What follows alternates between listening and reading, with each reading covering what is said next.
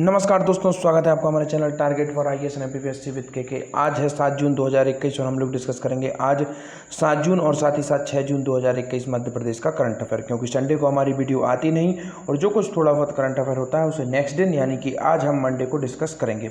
आज का दोस्तों अधिकतम क्वेश्चन आपको मिलेंगे 5 तारीख पर्यावरण जो हमारा दिवस था अंतर्राष्ट्रीय, उससे संबंधित आपको क्वेश्चन अधिक मिलेंगे। क्योंकि दोस्तों 5 तारीख को हमारी जो वीडियो आई थी उसमें कुछ कम करंट अफेयर्स थे, इससे संबंधित पर्यावरण से संबंधित काफ़ी ज़्यादा करंट अफेयर होंगे आज। और 6 तारीख को हमारी वीडियो आती नहीं और इसी प्रकार आज 7 तारीख को अधिकतम आपको क्वेश्चन मिलेंगे 5 जून से संबंधित, क्योंकि काफ़ी कुछ इंपॉर्टेंट कदम उठाए गए हैं पर्यावरण से संबंधित। जैसा कि आपको मालूम होगा कुछ ऐप वगैरह लॉन्च किए गए थे, वह पहले भी लॉन्च किए गए थे, परंतु अब उन्हें दोबारा से प्रॉपर्ली तरीके से लॉन्च कर दिया गया है। तो उससे संबंधित कुछ इंपॉर्टेंट फैक्ट यहाँ पर मैं डिस्कस करूँगा।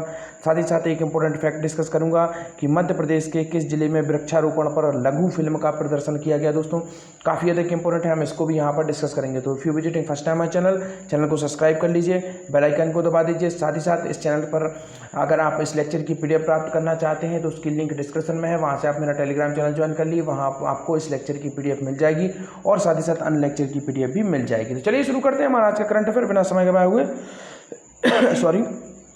हमारा पहला क्वेश्चन है जन भागीदारी से वृक्ष लगाने वाले कार्यक्रम का क्या नाम है। दोस्तों मैंने आप लोगों को पहले भी बताया था यह कार्यक्रम, दोबारा से मैं इसलिए बता रहा हूं क्योंकि यह दोबारा से चर्चा में आया और इससे क्या होगा, आपका रिवीजन भी हो जाएगा और आपको प्रॉपर्ली इसके बारे में, इसका जो महत्व है उसके बारे में भी आपको पता चल जाएगा। तो देखते हैं जन भागीदारी से वृक्ष लगाने वाले कार्यक्रम का क्या नाम है। आपका ऑप्शन नंबर 1 है अंकुर अभियान, ऑप्शन नंबर 2 है प्राणवायु, ऑप्शन नंबर 3 है जीवन अमृत या ऑप्शन नंबर 4 है जीवन ज्योति। दोस्तों इसका राइट आंसर क्या है, ऑप्शन नंबर 1 अंकुर अभियान। दोस्तों किससे संबंधित है, जन भागीदारी से वृक्ष लगाने से संबंधित है। तो इसको आपको याद रखना है। सबसे अधिक इंपॉर्टेंट पॉइंट क्या है इसका कि जो अंकुर अभियान है दोस्तों वह किससे संबंधित है, जन भागीदारी से वृक्ष लगाने से संबंधित है। क्या नाम है इस अभियान का, अंकुर अभियान। तो आपको याद रखना है, काफी अधिक इंपॉर्टेंट है। दोस्तों चर्चा हुई है किसकी, वृक्ष, और वृक्ष से संबंधित क्या होते हैं, जंगल। तो जंगलों से संबंधित कुछ इंपॉर्टेंट फैक्ट बता देता हूं दोस्तों। मध्य प्रदेश में सर्वाधिक किस प्रकार के वृक्ष पाए जाते हैं दोस्तों, मिश्रित वृक्ष पाए जाते हैं लगभग 51%। इसके बाद आप देखेंगे मिश्रित वृक्ष के बाद में अगर पर्टिकुलर किसी वृक्ष की बात की जाए तो सबसे अधिक पाया जाता है सागौन का वृक्ष। याद रखिए दोस्तों, सागौन वृक्ष मध्य प्रदेश में पाया जाता है, लगभग 20 से 25% इसके पाए जाते हैं सागौन के। दोस्तों इसको आपको याद रखना है। फिर इसके बाद सर्वाधिक पाया जाता है साल वृक्ष, जो कि शायद 14 से 15% है। तो यह कुछ इंपॉर्टेंट फैक्ट थे वनों से संबंधित जो कि मैंने आपको यहाँ पर बताए। अब मैं आपको बताना चाहूँगा सबसे अधिक वन आरक्षित किस जिला है। तो सबसे अधिक जो वन पॉइंट को आपको याद रखना, वन आरक्षित जिला, सबसे अधिक वन आरक्षित किस जिले में है दोस्तों, खंडवा में। याद रखिए दोस्तों, सबसे अधिक वन आरक्षित जिला खंडवा है और सबसे कम आरक्षित वन कहाँ पर है दोस्तों, सबसे ज़्यादा आरक्षित वन खंडवा में है दोस्तों, सबसे कम कहाँ पर है, छतरपुर में। इसको भी याद रख लीजिए, दोनों काफ़ी अधिक इंपॉर्टेंट है दोस्तों। और छतरपुर जिले का ही एक स्थान है जिसका नाम अभी आप लोग सबसे अधिक चर्चा में सुन रहे होंगे, जिसका नाम क्या है, बक्सुहा। यहीं का एक कस्बा है दोस्तों और बक्सुहा में काफ़ी घना जंगल है और इन जंगल को काटने की कोशिश की जा रही है केवल हीरे प्राप्ति करने के लिए। और यहाँ पर काफ़ी लोगों ने प्रोटेस्ट भी किया था। इसे बुंदेलखंड का चिपको आंदोलन भी कहा जा रहा है, क्योंकि यहाँ पर लोग वृक्ष से चिपक कर काफ़ी सारे उनके द्वारा सोशल मीडिया पर पोस्ट किए गए थे कि हम वृक्षों से हम लोग चिपक चुके हैं और आप लोग वृक्षों को नहीं काट सकते। उनका एक संदेश देने का तरीका था। तो यह सब काफ़ी अधिक चर्चा में रहा, तो इसलिए मैंने आप लोगों को बता दिया।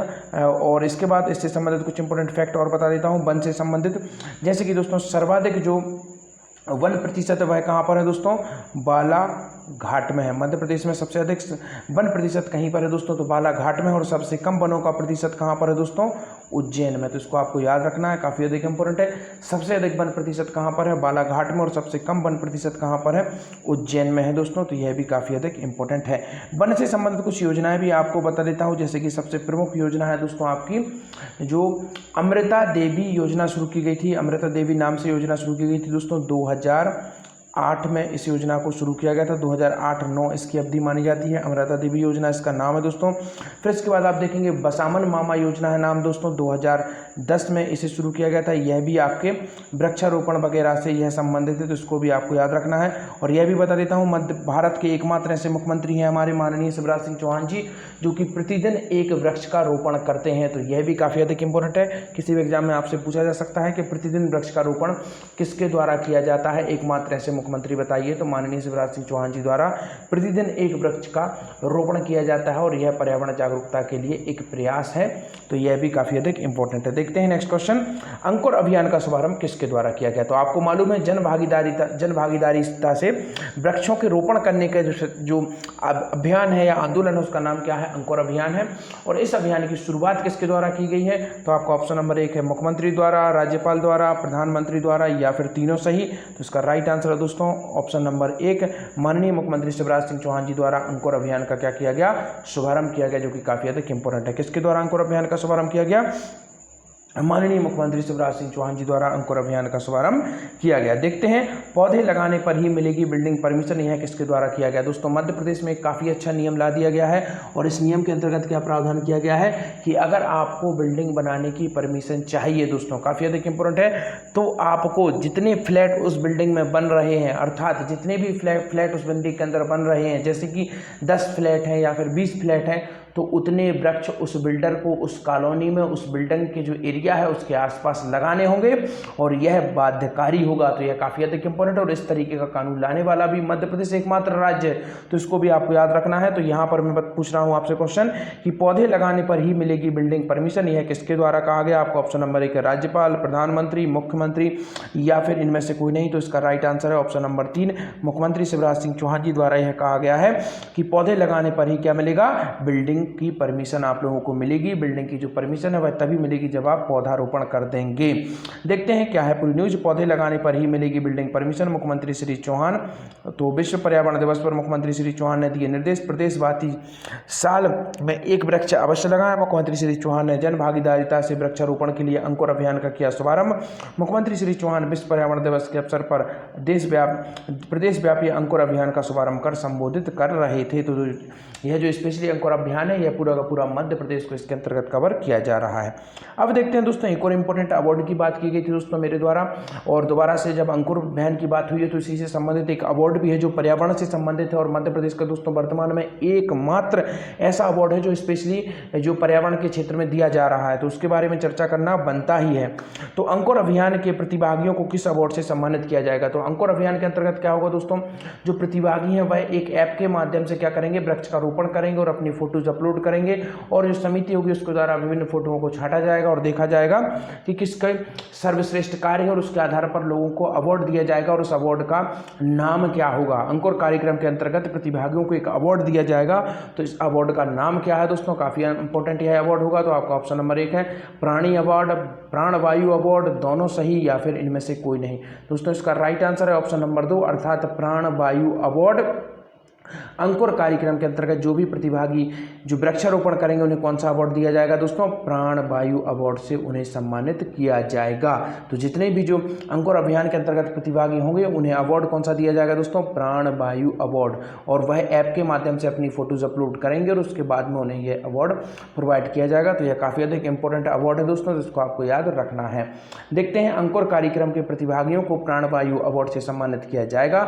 मुख्यमंत्री श्री चौहान ने कहा कि जन सहभागिता से वृक्षारोपण को प्रोत्साहित करने के लिए अंकुर कार्यक्रम आरंभ किया गया है।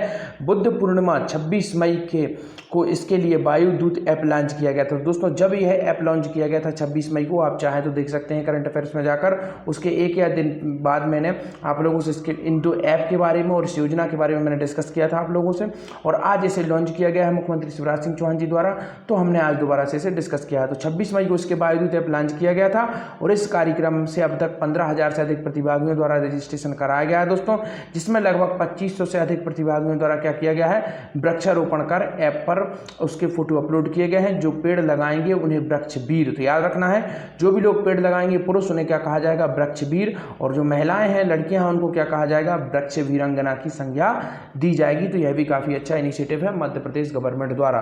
तो इस पॉइंट को आपको याद रखना है कि जो अंकुर कार्यक्रम है इसके अंतर्गत जो प्रतिभागी हैं उन्हें कौन सा अवार्ड दिया जाएगा? उन्हें अवार्ड दिया जाएगा प्राणवायु अवार्ड, काफ़ी अधिक इंपॉर्टेंट है दोस्तों।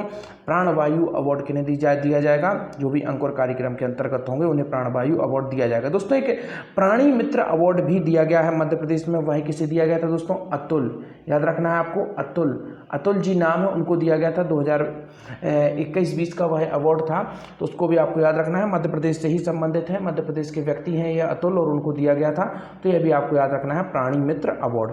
अब देखते हैं काफ़ी अधिक इंपॉर्टेंट फैक्ट, यहाँ पर किस जिले में वृक्षारोपण पर लघु फिल्म का प्रदर्शन किया गया। दोस्तों यह जिला काफ़ी अधिक इंपॉर्टेंट है और इस जिला को शायद मैंने एक दिन पहले आप लोगों से डिस्कस भी किया था, अगर मैं सही हूँ तो हमने सैटरडे के जो करंट अफेयर्स था उसमें हमने इस जिले को डिस्कस किया था दोस्तों। तो आपका ऑप्शन नंबर 1 है हरदा, गुना, विदिशा या फिर इंदौर। तो अभी तक आप लोग समझ गए होंगे, अगर डीपली तरीके से आप लोग मेरा करंट अफेयर फॉलो कर रहे हैं तो आप लोग समझ गए होंगे मैं बात कर रहा हूं, जी हां, हरदा जिले की, क्योंकि हरदा जिले को अभी हमने डिस्कस किया था। क्यों जी डिस्कस किया था दोस्तों, जो स्वामित्व योजना है दोस्तों उसके अंतर्गत 100% जो भूमि का आलेख तैयार, अर्थात ड्रोन के माध्यम से भूमि की मैपिंग, किसकी कौन सी भूमि है, यह पूरा का पूरा 100% किस जिले द्वारा तैयार किया गया है, हरदा जिले द्वारा तैयार किया गया है दोस्तों।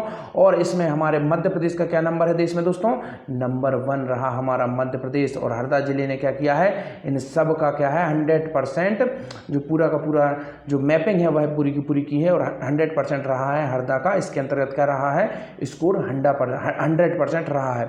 गुना जिला दोस्तों काफ़ी अधिक इंपॉर्टेंट है दोस्तों। गुना स्पेशली आपको बताना चाहूँगा दोस्तों, यहाँ पर एक सिंध नदी है जो गुना जिले को क्या है बराबर भाग में काटती है, तो इसको भी आपको याद रखना है। पहले दोस्तों आप लोगों को मालूम होगा अशोक का एक शिलालेख है, जिससे अशोक का शिलालेख है जिसका नाम क्या है दोस्तों, जिसका नाम है तुमैन, काफ़ी अधिक इंपॉर्टेंट है, तुमैन अभिलेख है दोस्तों।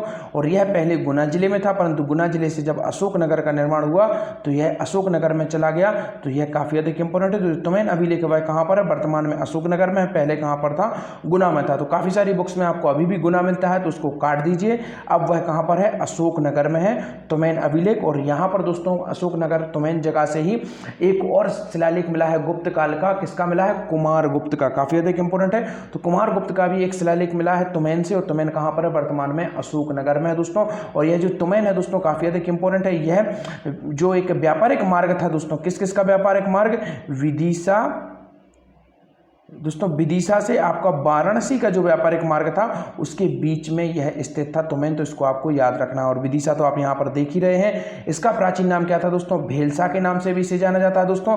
और उसके पहले भी अगर आप जाएंगे प्राचीन काल में तो इसका नाम क्या था, दसाण, याद रखना है आपको, दसाण किसका नाम था, दसाण विदिशा का नाम था, प्राचीन नाम था, तो यह भी आपको याद रखना है दोस्तों। इंदौर को अहिल्याबाई की नगरी भी कहा जाता है और इन्हीं के द्वारा इसकी स्थापना भी की गई थी। और अहिल्याबाई द्वारा अपनी राजधानी किसे बनाया गया था, महेश्वर को बनाया गया था दोस्तों। और महेश्वर का संबंध ताम्रपाषाणकालीन संस्कृति से है। मध्य प्रदेश की जो प्राचीन ताम्रपाषाणकालीन संस्कृति जो कि सिंधु हड़प्पा सभ्यता के समकालीन थी वह मिली थी, तो उसका संबंध किससे था, उसका संबंध आपके महेश्वर से था, जो कि वर्तमान में कहाँ पर है, किस जिले में आता है, इसका जवाब आप लोगों को देना है। तो काफ़ी अधिक इंपॉर्टेंट है, आई होप आप लोग जरूर इसका जवाब देंगे। देखते हैं, वृक्षारोपण से 400 एकड़ क्षेत्र में हुआ घना वन विकसित कार्यक्रम में हरदा जिले के रूपरेला नदी के किनारे श्री गौरी शंकर मुकाती, काफ़ी अधिक इंपॉर्टेंट नाम है दोस्तों इनका। और गौरी शंकर मुकाती कौन है दोस्तों, इनके द्वारा क्या किया गया मैं आपको यहाँ पर बताता हूँ। इनकी पहल पर वृक्षारोपण पर लघु फिल्म का प्रदर्शन भी किया गया। श्री मुकाती ने क्या किया दोस्तों, 1990 से वृक्षारोपण के लिए कार्य कर रहे हैं और उनके प्रयासों से रूपाल नदी के आसपास लगभग 400 एकड़ क्षेत्र में दोस्तों घना वन विकसित हुआ है। तो इनका ही प्रयास, और कितना बड़ा प्रयास है दोस्तों गौरी शंकर मुकाती का, कि इनके द्वारा जो रूपा रेल नदी है दोस्तों हरदा जिले में, इसके आसपास के क्षेत्र में लगभग 400 एकड़ में घना वन विकसित किया गया है। और मुख्यमंत्री श्री चौहान ने वर्चुअली चर्चा में श्री मुकाती ने सुझाव दिया कि जैसे सड़कों की सुरक्षा के दोनों ओर शेल्टर बनाए जाते हैं, वैसे ही नदियों के दोनों ओर पेड़ लगाना अनिवार्य करना चाहिए। इससे खेतों में डालने वाले कीटनाशक और रासायनिक खाद नदी के बहाव और मिट्टी कटाव को रोकेंगे, नदियां उथली नहीं होंगी, जिससे जल्दी बाढ़ आने की समस्या से भी राहत मिलेगी और नदियां सदा नीर बंद बहती रहेंगी। तो यह भी काफ़ी अधिक इंपॉर्टेंट है। और इनका नाम आपको याद रखना है, श्री गौरी शंकर मुकाती। और इनके द्वारा लगभग 400 एकड़ घना क्षेत्र का वन विकसित किया गया है हरदा के आसपास के क्षेत्र में।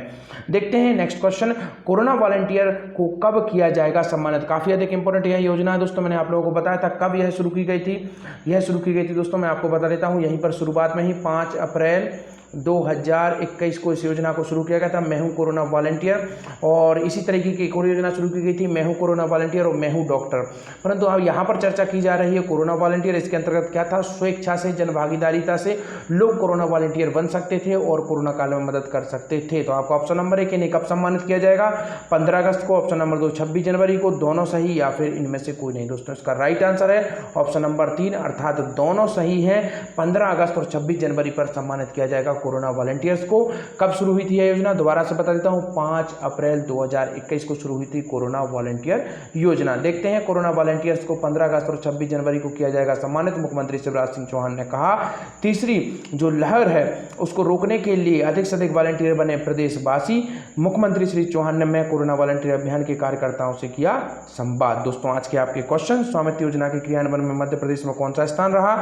सेकंड क्वेश्चन है आपका स्वामित्व योजना का संबंध किससे है। और थर्ड आपका क्वेश्चन है मध्य प्रदेश के किस जिले में 100% गांवों के अधिकार अभिलेख पूर्ण किए जा चुके हैं, अर्थात स्वामित्व योजना के अंतर्गत अधिकार प्रोवाइड कर दिए गए हैं। थैंक यू सो मच दोस्तों, वीडियो अगर अच्छी लगी हो तो चैनल को सब्सक्राइब कर दिए, वीडियो को लाइक करिए। Thank you so much watching this.